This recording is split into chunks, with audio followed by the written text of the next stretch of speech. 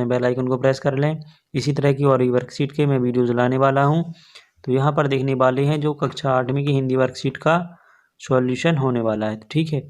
तो यहाँ पर आइए वीडियो शुरू करते हैं। तो यहाँ पर जो पहला क्वेश्चन दिया गया है वो है कुंडलियाँ छंद की विशेषता बताइए और गिरधर की कुंडलियाँ पाठ से एक पद लिखिए। तो यहाँ पर आप इनकी विशेषता देख सकते हैं जो कि कुंडलियों की होती है, ठीक है। तो यहाँ पर 4 विशेषताएं दी गई हैं और इसके बाद में दी गई है कुंडली, ठीक है, जो कि है गिरधर की कुंडलियों से। तो इसके लिए आप देख सकते हैं ये रहा आपके प्रश्न 1 का उत्तर। इसके लिए आप स्क्रीनशॉट लेकर नोट कर लीजिए या वीडियो को पॉज करके देख सकते हैं। इसके बाद नेक्स्ट क्वेश्चन हमारा जो दिया है प्रश्न 2 में है निम्नलिखित पद्यांश को पढ़कर उसके नीचे लिखे प्रश्नों के उत्तर लिखिए। तो यहाँ पर एक पद्यांश दिया गया है जिसके लिए आपको पढ़ना है और साथ में उसके आंसर देने हैं। तो बाकी का पद्यांश उस साइड है, देखने वाले हैं।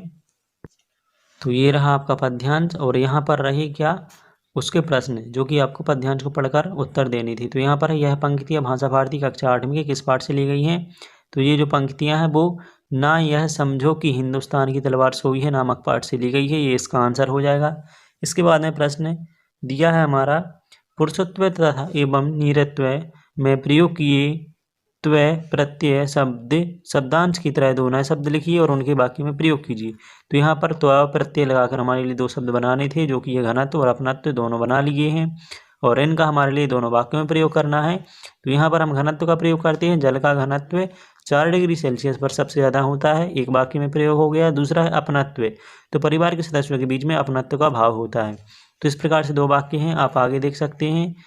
फिर है हमारा अगला प्रश्न उपर्युक्त गद्यांश का या पद्यांश का भावार्थ अपने शब्दों में लिखिए। तो यहाँ पर ये भावार्थ दिया गया है, आप इसके लिए देख सकते हैं जो कि ऊपर दिए गया हमारे लिए पद्यांश है उसका भावार्थ लिखा गया है। तो इसके लिए आप नोट कर सकते हैं, स्क्रीनशॉट ले सकते हैं। तो फिर नेक्स्ट क्वेश्चन देखते हैं। प्रश्न नंबर 3 दिया है हमारे देश में प्रचलित विभिन्न संबंध सरों की सूची बनाइए और विक्रम संबंध के अनुसार महीनों के नाम लिखिए। तो यहाँ पर क्या है जो हमारे देश में संबंध जो सब प्रचलित थे उनके यहाँ पर नाम लिखे गए हैं, एक सूची है। तो विक्रम संबंध है, फिर साथ में एक शक संबंध है, गुप्त संबंध है और हर्ष संबंध। तो ये रहे आपकी मतलब संबंधों की सूची। तो यहाँ पर इन सभी के लिए आप देख सकते हैं और साथ में नीचे दिए गए हैं जो हमारे महीनों के नाम थे उनके लिए यहाँ पर लिखा गया है जो कि विक्रम संबंध के अनुसार है। तो ये रहे आपके 12 महीनों के नाम। तो इनके लिए भी आप नोट कर सकते हैं आपकी उत्तर पुस्तिका में, ठीक है। फिर नेक्स्ट प्रश्न देखने वाले हैं। प्रश्न नंबर 4 में दिया गया है, यहाँ पर प्रश्न है महेश्वर पाठ के आधार पर नीचे दिए गए बिंदुओं के अनुसार महेश्वर के महत्व के बारे में 1 या 2 वाक्य लिखिए। तो यहाँ पर पुरातात्विक महत्व है उसके बारे में लिखा गया है, ठीक है। महेश्वर की स्थापना के बारे में पुराणों में उल्लेख मिलता है और होलकर राजाओं ने इस महत्वपूर्ण मतलब इसे एक महत्वपूर्ण स्थान दिया। फिर है पौराणिक महत्व, तो पौराणिक महत्व में आ जाएगा अत्यंत गौरवशाली पौराणिक इतिहास के कारण ही देवी अहिल्या ने महेश्वर को राजधानी बनाया था, ठीक है। फिर ऐतिहासिक महत्व में आ जाएगा नर्मदा नदी के किनारे बसा यह शहर अपने आप में बहुत सुंदर व भव्य घाट है तथा, ठीक है, और महेश्वरी की साड़ियों के लिए प्रसिद्ध है। तो ये ऐतिहासिक महत्व में आ जाएगा। धार्मिक एवं सांस्कृतिक महत्व के अंदर क्या आएगा आदिगुरु शंकराचार्य एवं तथा पंडित मुंडन मिश्र का प्रसिद्ध शास्त्रार्थ यहीं हुआ था। इस शहर को महेशमती नाम से भी जाना जाता है। तो यहाँ पर हो जाएगा धार्मिक एवं सांस्कृतिक महत्व। इन पर हमारे लिए 1 या 2 वाक्य लिखने थे। तो ये रहे आपके इसके आंसर। फिर नेक्स्ट है निम्नलिखित पद्यांशों के लिए 1 शब्द लिखना है। तो यहाँ पर है प्राचीन काल से संबंधित जिसे कहते हैं पुरातात्विक, फिर है धर्म से संबंधित जिसे बोलते हैं धार्मिक, और संस्कृति से संबंधित सांस्कृतिक, इतिहास से संबंधित ऐतिहासिक और पुराणों से संबंधित पौराणिक। तो ये रहे 1 शब्द उनके लिए, ठीक है। फिर नेक्स्ट क्वेश्चन हमारा 5वां जिसमें दिया गया है पथ भूल न जाना पथिक कही। मतलब यहाँ पर हमारे लिए 4 पंक्तियाँ दी गई हैं, मतलब 2 पंक्तियाँ दी गई हैं और इनका हमारे लिए क्या करना है पद्यांश का भाव अपने शब्दों में लिखना है। तो यहाँ पर इसका भाव नीचे शब्दों में लिखा गया है, आप अच्छे से देख सकते हैं और पढ़ सकते हैं।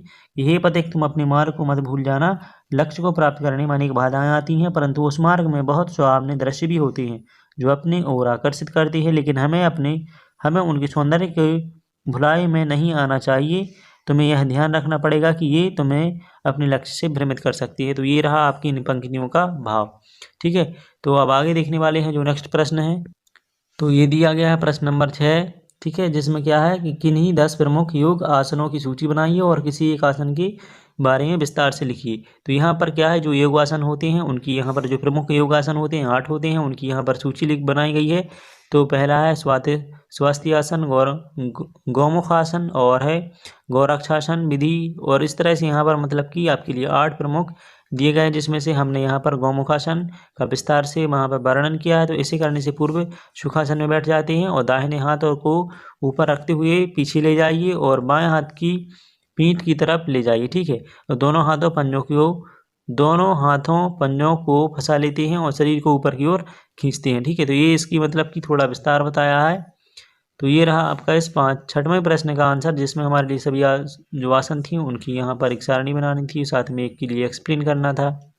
फिर नेक्स्ट प्रश्न देखते हैं 7वां, जिसमें दिया गया है अपनी हिंदी की वर्णमाला पढ़ी होगी। ठीक है, और वर्णमाला को स्वयं उच्चारण करके देखो और निम्नलिखित बिंदुओं के आधार पर उन्हें लिखने का प्रयास कीजिए। तो यहाँ पर दिए गए हैं कुछ प्रश्न, ऐसे वर्ण जो मूर्धा के आधार पर बोले जाते हैं। तो यहाँ पर है मतलब यहाँ पर सी है, रा है, पा है, और मतलब ये लगभग में आते हैं। फिर टा, ठा, अड़ा, अड़ा, तो ये आते हैं आपके मतलब कि मूर्धा आधार पर बोले जाते हैं। फिर जो ओठों की सहायता से बोले जाते हैं वो भा, मा, पा, भा, वा। तो इस प्रकार के यहाँ पर जो वर्ण है उनके लिए लिखा गया है। दांत और होंठों की सहायता से बोले जाने वाले और तालु की सहायता से बोले जाने वाले, इनके लिए देख सकते हैं और अपनी जो वर्कशीट है उसमें नोट कर सकते हैं। फिर ऐसे वर्ण जो कंठ से बोले जाते हैं वो खा, खा, गा, तो इनके लिए आप आशा करते हैं नोट कर लिया होगा, या फिर स्क्रीनशॉट ले सकते हैं, या फिर वीडियो पॉज करके इसके लिए नोट कर लेंगे। अब देखते हैं हम अपना अगला प्रश्न, जो कि है हमारा वर्कशीट से। ठीक है, तो देखते हैं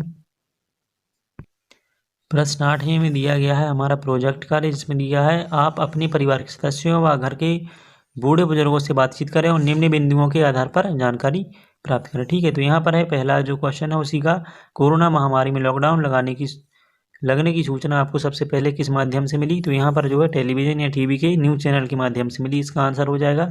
नेक्स्ट है लॉकडाउन से क्या आशा है? लॉकडाउन लगने की सूचना प्राप्त होने पर आपके परिवार को कौन कौन सी समस्याओं का सामना करना पड़ा? तो यहाँ पर आ जाएगा उसका आंसर इस प्रकार से दिया गया है कि लॉकडाउन का अर्थ है तालाबंदी। लॉकडाउन एक आपातकालीन व्यवस्था है जो किसी आपदा या महामारी के वक्त लागू की जाती है। जहाँ लॉकडाउन लगा होता है वहाँ लोगों को घर से बाहर निकलने की अनुमति नहीं होती है।